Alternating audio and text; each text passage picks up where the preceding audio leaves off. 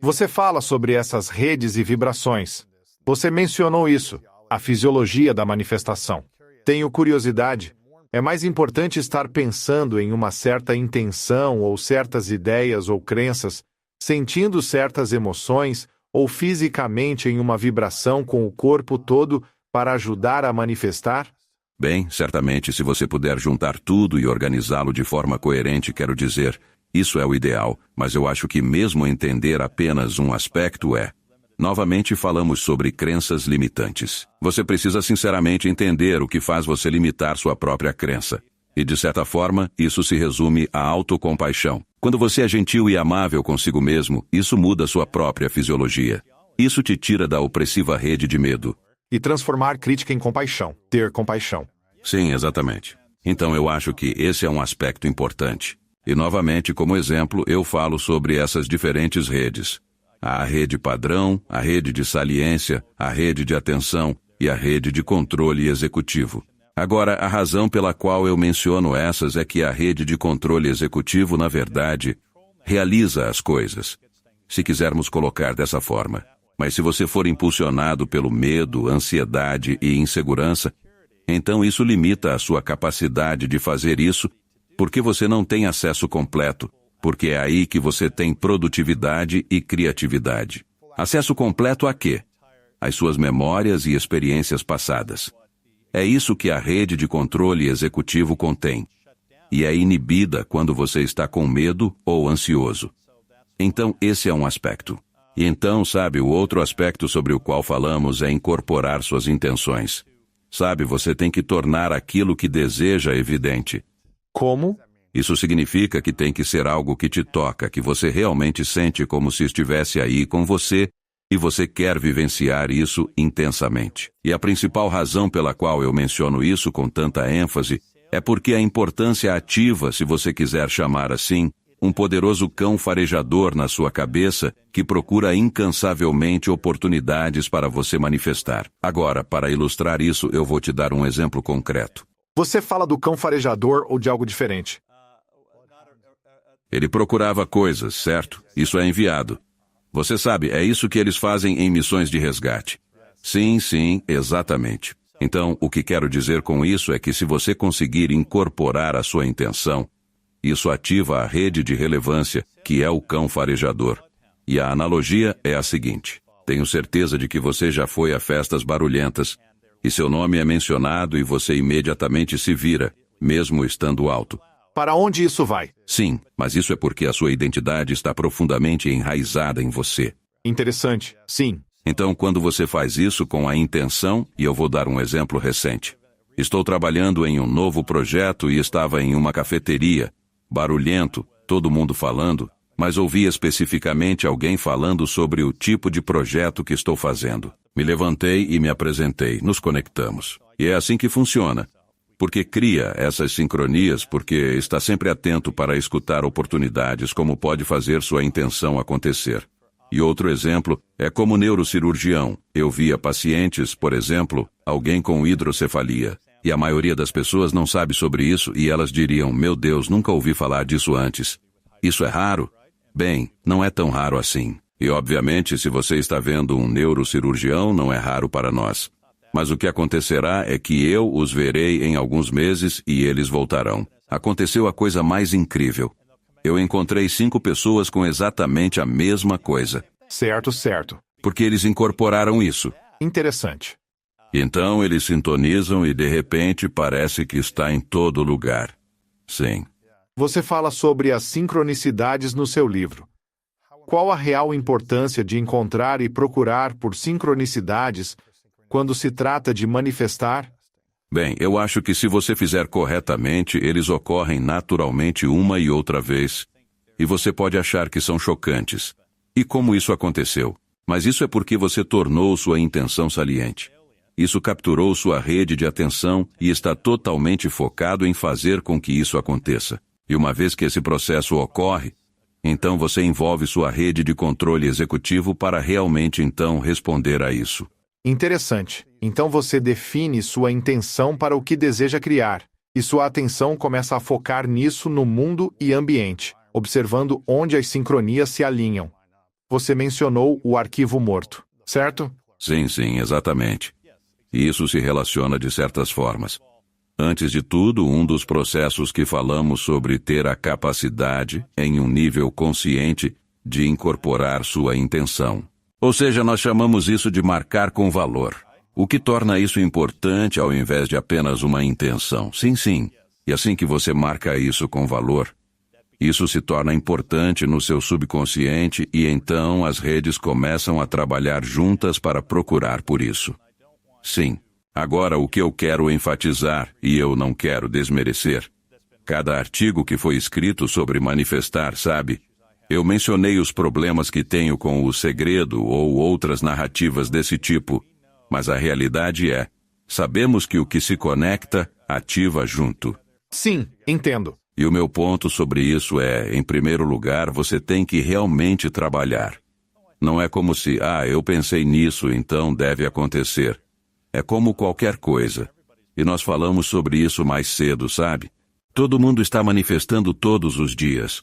Eles só fazem isso de maneira muito ineficiente, infelizmente.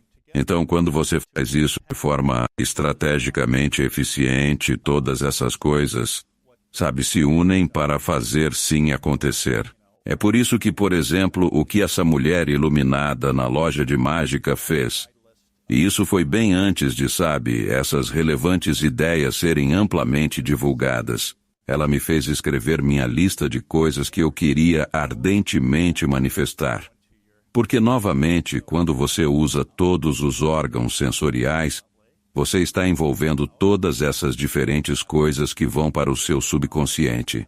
Você escreve, lê em silêncio, alta voz, olha, visualiza, e isso é o que os atletas fazem. Eles visualizam o desenrolar e se veem no papel. Quanto mais fazem, mais forte a conexão cerebral se torna, aumentando as chances de acontecer. Interessante. Ela te ensinou isso e você começou a realizar esses processos. Eu realmente faria isso dezenas, talvez centenas de vezes por dia, muitas e muitas vezes, sem dúvida alguma, com toda certeza. Mas levou tempo, desde os 12 anos, até você ter 1 milhão no banco, a mansão e a Ferrari. Não foi em 4 anos. Presumo que tenha levado 15 ou 20. Bem, claro, mas havia todo um processo, sabe? Porque, em primeiro lugar, eu decidi ser médico quando estava na 4ª série.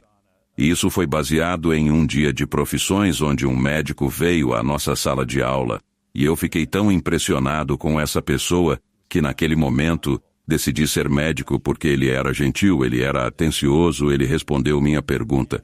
Ele parecia interessado no que eu tinha a dizer. Falar que se você é pobre e não tem recursos, afirmar vou ser médico é mais fácil falar do que fazer. E de fato eu tive desafios. Mas vou contar algumas histórias, no entanto, que mostram como o sistema funciona. Mesmo que você não tenha feito todas as coisas típicas para fazê-lo funcionar. Então vou contar como entrei na faculdade de medicina e como entrei na faculdade de forma geral. Eu não tinha a menor ideia sobre a faculdade, embora eu dissesse que iria para a faculdade. Eu estava em uma aula de ciências e tinha uma garota sentada ao meu lado e ela estava preenchendo sua inscrição. Eu não fazia ideia sobre isso. Teve que se inscrever. Eu esperava até ser a hora. Então perguntei à garota o que fazia. Ela respondeu que se candidatava à faculdade e mostrou a aplicação. Indaguei. Sério? Ela confirmou com um sim. Perguntei para que universidade se candidatava e disse UC Irvine.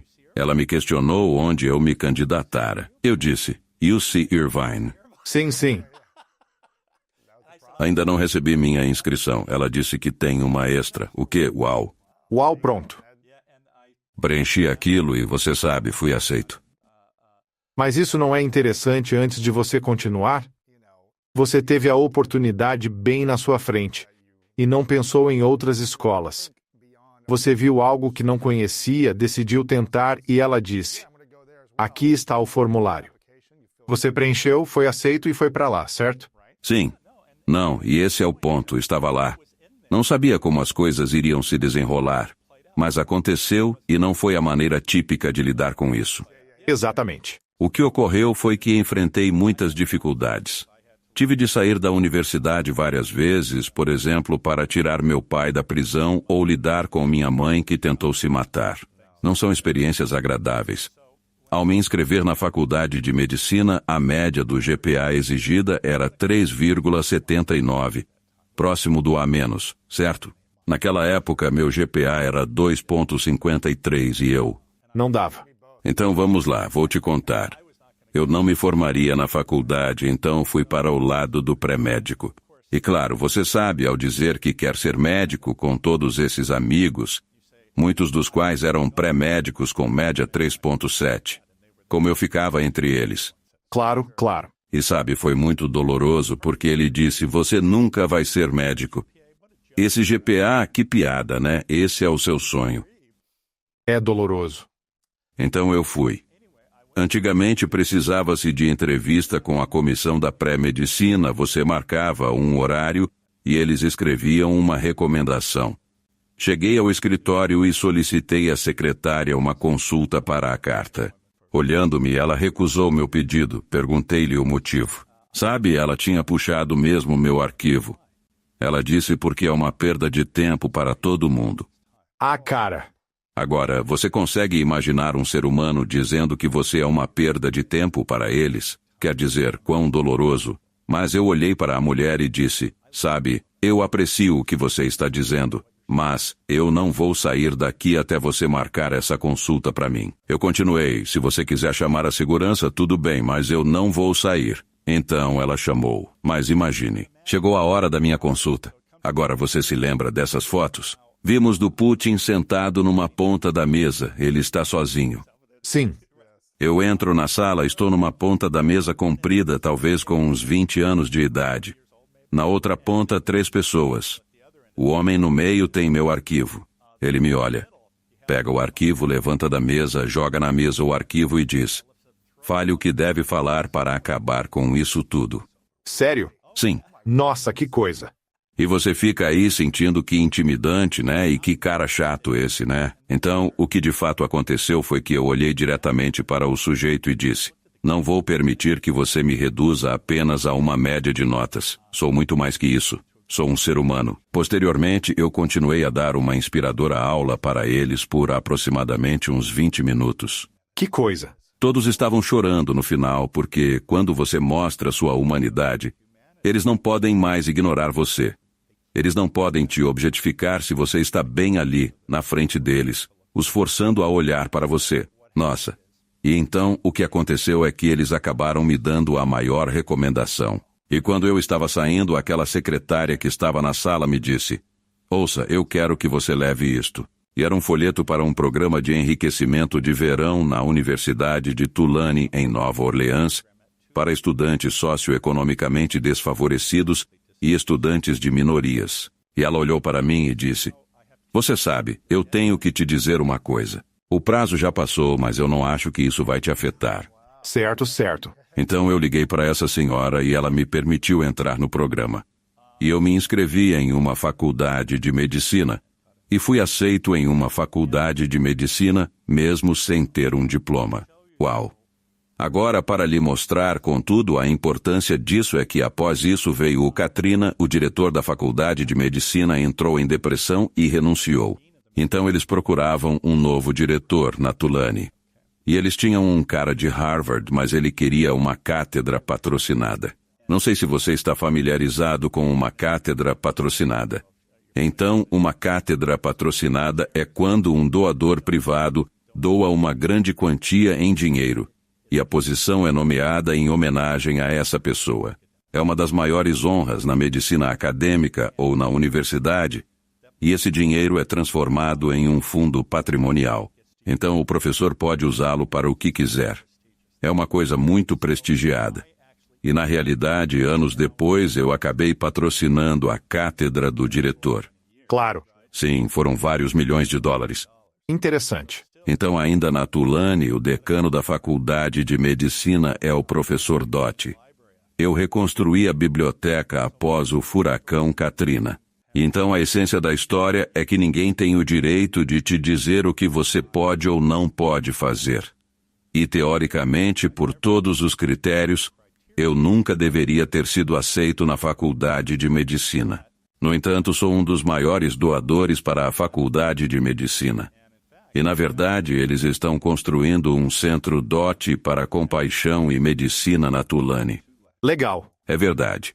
Então, quando pensamos que as coisas são impossíveis, quando pensamos que não podem acontecer, ou que eu não tenho os critérios, isso geralmente significa que não devemos acreditar em tudo o que nos dizem. Se eu acreditasse no que muitas pessoas me disseram que não seria possível fazer, eu nunca teria realizado nada. E se você aumentar esse estresse hormético no corpo através do exercício, terapia de frio e calor, você notavelmente reduzirá seu risco de depressão, ansiedade e doenças cardiovasculares. Tudo isso funciona em perfeito conjunto.